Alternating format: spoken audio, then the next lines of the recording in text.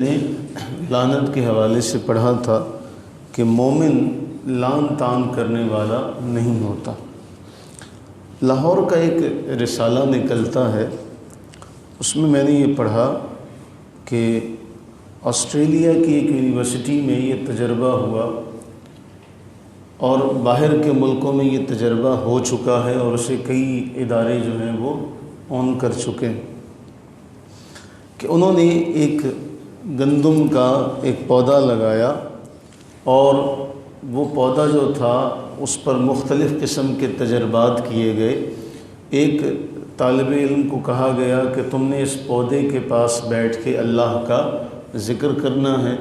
دوسرے طالب علم سے کہا گیا تم نے اس کے پاس بیٹھ کر کوئی نہ کوئی بری بات اپنی زبان سے نکالنی ہے، چغلیاں کرنی ہے، کوسنا ہے، تو تیسرے کو کہا گیا کہ تم نے یہاں پر ریپر جو ہے پھاڑ پھاڑ کے بس یہاں پہ کچرا جو ہے وہ کرنا۔ تو وہ اپنی مقررہ مدت کے بعد جب وہ گندم کا جو پودا تھا وہ تیار ہو گیا تو ان تینوں دانوں کا پھر ٹیسٹ کیا گیا،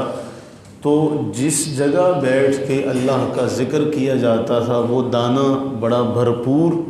اور وہ پوری غذائی طاقت سے بھرا ہوا تھا، اور جہاں بیٹھ کے جس کی ذمہ داری یہ تھی کہ تو نے کوسنا ہے، تو نے اس کو برا بھلا کہنا ہے، تو وہ دانہ انتہائی ناقص تھا، کمزور تھا۔ تو اس سے ایک اندازہ لگایا گیا کہ جہاں اچھا کلام ہوتا ہے اس کی ایک رونق ہوتی ہے، اچھے کلام کی، ذکر کی ایک اپنی تاثیر ہوا کرتی ہے، جس طرح ہم نے رات کے درس میں پڑھا تھا۔ اب میں نے جو کل ایک بات کہی کہ جس جگہ جہاں جو لوگ بیٹھ کے اللہ اور اس کے رسول کا ذکر کرتے ہیں ان کے اپنے چہرے پر بھی رونق ہوتی ہے، سننے والوں کے چہرے پر بھی رونق ہوتی ہے، اور جس جگہ اللہ اور اس کے رسول صلی اللہ علیہ وسلم کی نافرمانی پر مبنی باتیں کی جائیں، وہ لعن طعن والا راستہ اختیار کیا جائے، وہ کرنے والے اور سننے والے دونوں کا چہرہ بے نور ہوتا ہے۔ آپ یہ اندازہ لگا لیں، اس کی تحقیق کر لیں، آپ کو پتہ چل جائے گا کہ بڑے بڑے چوٹی کے لوگ ہیں لیکن ان کا چہرہ نور سے خالی ہے۔ تو یہ اعمال اپنے اندر بھی ایک وجہ رکھتے ہیں، نور والا یا بغیر نور کا۔ اب ہم نے کل ایک پہلو پڑھا تھا کہ مومن کسی پر لعن طعن نہیں کرتا۔ دوسرا پہلو یہ ہے، یعنی اگر ہم خوش قسمتی سے اللہ نے ہمیں زبان ایسی عطا کی ہے کہ ہم اس کام سے بچتے ہیں، تو دوسری ہماری ذمہ داری یہ ہے کہ ہم ان کاموں سے بھی بچائیں جو ہمیں لعنت کے اس دائرے میں لے کر جاتے ہیں۔ یعنی ہم خود نہیں کرتے لیکن وہ کام کر رہے ہوتے ہیں جو کام ہمیں اس لعنت کے دائرے میں لے کر جا رہے ہوتے ہیں۔ مثلاً معاشرتی لحاظ سے بہت سے ایسے معاملات ہیں جو کرنے پر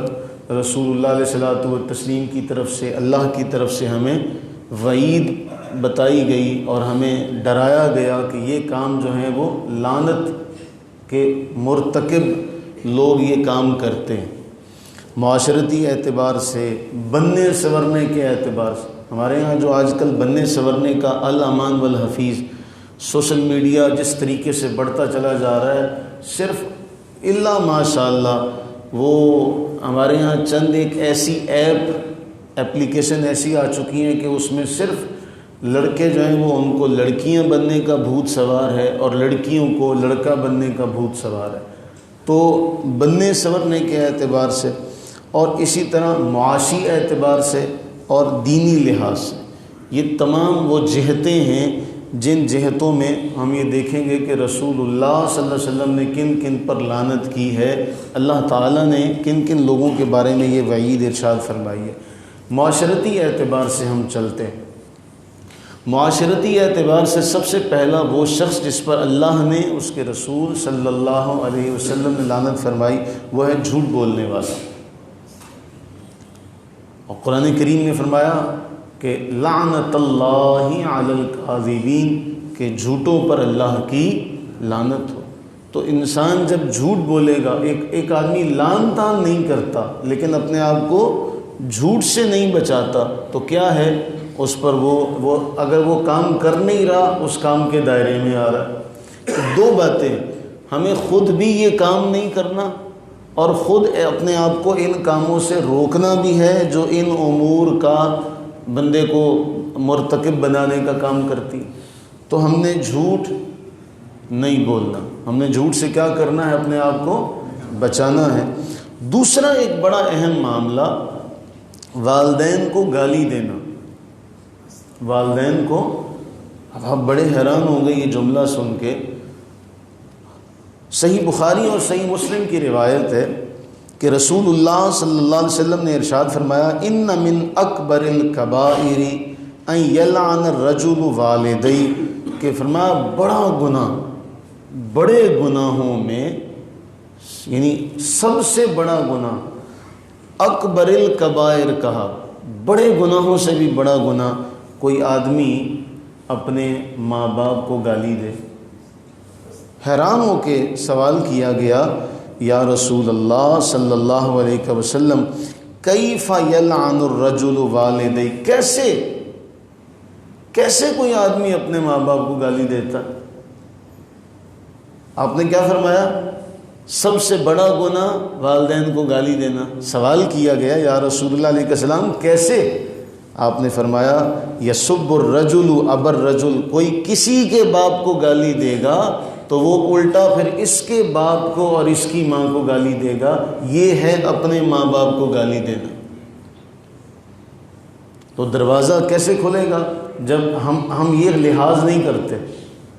ہم یہ لحاظ نہیں کرتے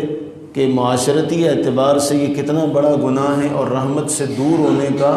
اللہ کی رحمت سے دور کرنے کا سبب اور ذریعہ ہے کہ ہم اپنے ماں باپ کو، اور کیسے؟ جب ہم کسی کے ماں باپ کو گالی دیں گے، اور ہمارے ہاں جو ہمارا کلچر ہے اس میں گالی ایک عام ہے،